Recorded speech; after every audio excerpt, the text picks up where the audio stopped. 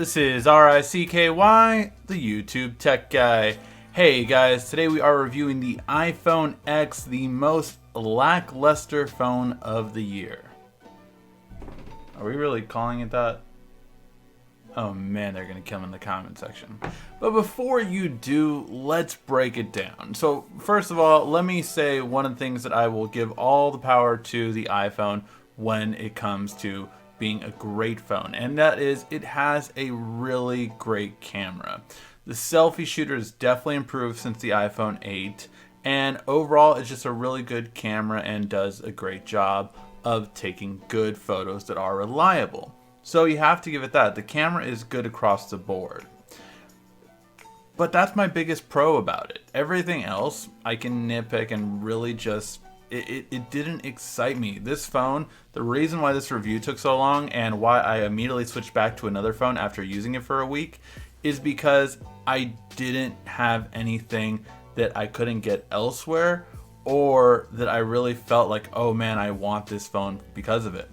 So let's break it down. We reviewed the iPhone 8 Plus earlier this year, and honestly, I would entirely recommend it over the iPhone X. First of all, animojis. I don't care. I do not care. I could care less. If you like it, great. For me, I don't think they're that great. A lot of people have said like, oh man, they are wonderful, and you could see it how it moves my mouth in the video. I'm not gonna do that because honestly, if you go look back at any of those videos, the tracking was actually not as good. Like, I want one-to-one, like me moving my mouth and it moving exactly like it. It never did that on any video that I've seen of reviewing the iPhone X. It never did that. But furthermore, Face ID is just not as good as Touch ID. Period. It is not as convenient, it's not as quick, and it's just more of a hassle. You had a better solution on past phones, and going only to Face ID was a mistake. And that's just it. It's not as convenient. Every time, like, I'm like, okay, like, you know, I have to look at it. It can't do this. It won't unlock like this. Even if you do the untension, then what's the point of locking your phone in the first place? You know, it's not as good as Touch ID. Boom, unlock. I could do so with my phone. It's just so much easier. The fact that you have to focus more on your phone is an annoyance. Even if you take the looking at it off, then it's not as secure. So again, what's the point? There is no reason for Face ID to be over Touch ID. They could have put Touch ID on the Apple icon and it would have been so much better. Battery life is average. At best, really. It's just okay. It never got me through a full day. It always died beforehand. And the fact that I don't get a fast charger with it really irks me. It just I mean, come on, it's $1,000 smartphone and I didn't get that with it. I actually have never even used a regular wired charger because of that. I just use wireless charging because that is more convenient and it's great. And since the iOS 11.2 update, it has been a lot better. So once you get that, you actually can use fast wireless charging, and that has been so much better. So thank God for that, but I still don't like that I cannot have fast charging built into it. No, I have to buy another adapter just to get that, and that really just doesn't sit right with me. Plus, the iPhone 8 Plus had a better battery life by far. It had almost 2 hours longer in my usage with it, and this one just dies a lot quicker. That being said, the rear camera isn't better than the iPhone 8 Plus. The selfie definitely is. You can definitely tell the difference between it, and you will see that in some of our camera comparisons. But the rear camera is not better than the iPhone 8 Plus. And we already had, I believe, 2 phones beat it on the iPhone 8 Plus. We're going to have the iPhone X comparison come out this week and next week against the Pixel XL2 as well as the Note 8. But the real big thing is the fact that it couldn't even beat it on the old ones, and these are just about the same. So we'll see if it changes, but I haven't really seen that much of a difference on it.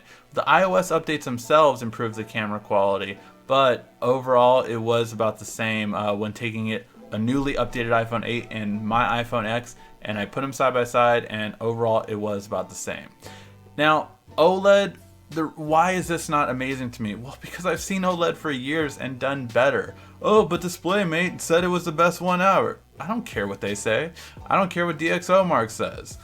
Look, first of all, a lot of these companies make stuff to make high numbers and scores on their rating system. You realize that, like, they can just like, oh, we're just gonna make sure that it does great. Kind of like when benchmarks cheat and just like, oh, if a benchmark is running, put the processor to this much, but you'll never get the processor to that much a later date. That's what manufacturers have done plenty of times, and now they're just doing it with camera tests and display tests. Overall, with OLED, it's a good OLED. It really is. It has a good looking style, and it really does great. We're gonna get to gestures in a second, but it's really good. But again, I've seen better. The blue tint is on the left and right, and Apple has told you about that.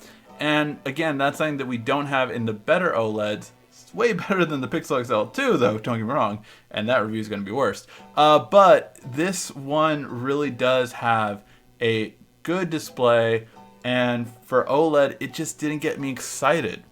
Is it going to be a better looking display than the iPhone 8 Plus? Yes, but it's also a smaller display. What do you mean? It's a 5.8-inch display, not a 5.5. Yeah, but if you don't zoom in and get the notch look on your phone, then it's not going to be that way. That's the big thing about it, is you don't get that entire big display when you view a video or you get the notch, and no one really wants that. And if you don't have a full screen video, then guess what? It's a smaller display than the 5.5. Also, it still isn't a 2K display or 1440p. It's still a 1080p display. What do you mean? The resolution's higher than 1080p. Let me give you a tip. If it isn't 1440p at the end of that, or higher than 1440p at the end of that, you cannot watch anything higher than a 1080p video on your phone at actual resolution. So when you play back a 4K video from on your iPhone that you recorded with it, guess what? You're only watching it at 1080p. Same thing when you're watching Netflix, when you're watching YouTube, when you're watching any of those. You cannot go past a resolution of 1080p, and that just sucks. It really does. The fact that Apple still hasn't come out with a better display. Now, the argument there is, well, you know, it's only going to drain your battery more, and that's fine. But if Apple really wants to do innovation, they can make a 2K display, the first 2K display, that really doesn't drain your battery life that much, and that would be a much better option. Or they could have went with the 120 Hz display that they had on their iPads and even not have gone OLED. I would have actually preferred that over something different and unique, rather than just copying, you know, Samsung and every Android manufacturer that's had OLED for a while now. Finally, the notch. The notch, it doesn't look good, and apps aren't made for it. They're just not.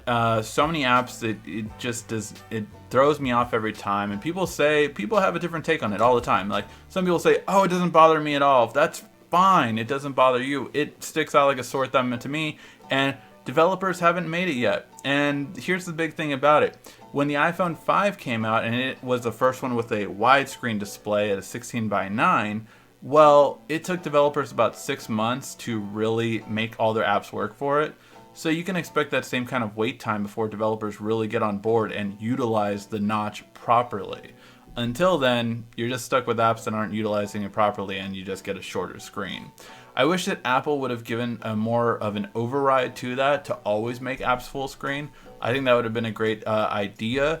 We've seen companies like Samsung do that, and other ones force it on different apps, but it's just a really nice way to actually be able to force it on every app if you want to see if you like that view better. And finally, yes, it goes back to what everyone else talks about and why a lot of people have returned this phone. It's $1,000. It really is. For that price, you should get an iPhone 8 Plus. It is a better bang for your buck. For that $200 price difference, you can basically get a fast charger, and you can even get close to and you can get a bigger storage. I mean, it is a way better purchase on the iPhone 8 Plus than to get a experimental phone, basically. The next iPhone is going to be amazing, and it's going to fine-tune all of this stuff.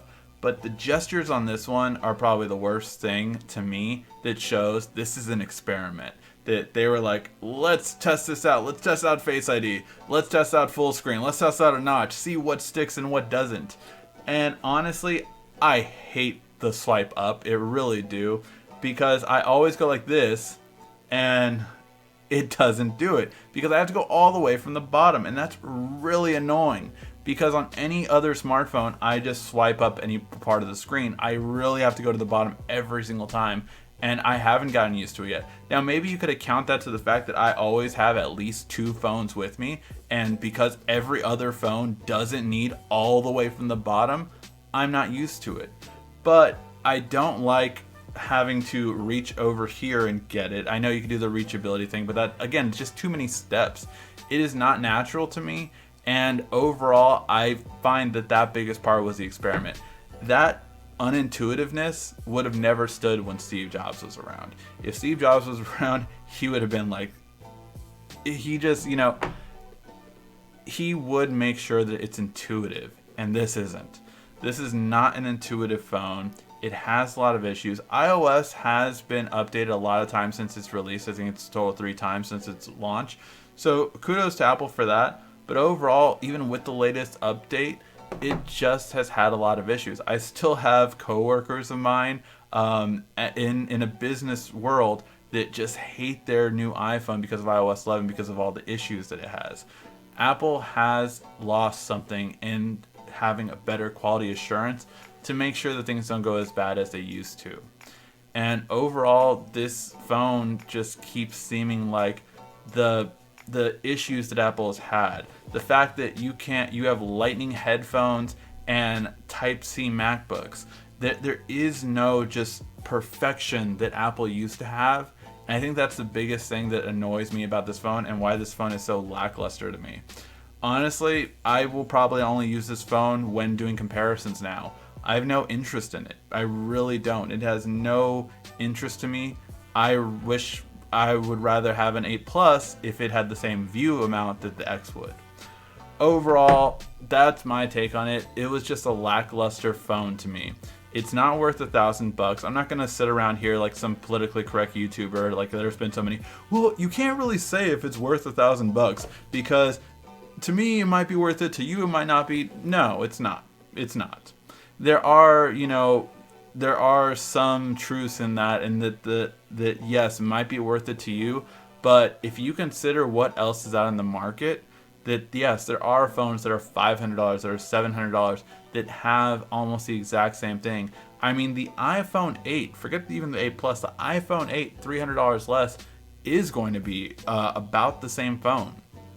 And guess what? You have Touch ID, which is more refined than Face ID. Face ID might be great next year, but it still has a lot of kinks to work out until then. Alright guys, I don't know if this was a tech rant or if it was just a frustration with this phone because I wanted to talk about all the great things about it, but honestly, with the exception of the camera, there was nothing really wow factor about this phone to me. It seemed like so lackluster because of everything else I've reviewed this year, and this brought nothing new to the table, with the exception of Face ID, which I didn't care for, gestures that weren't intuitive, and emojis, which I don't care about, and a really good camera.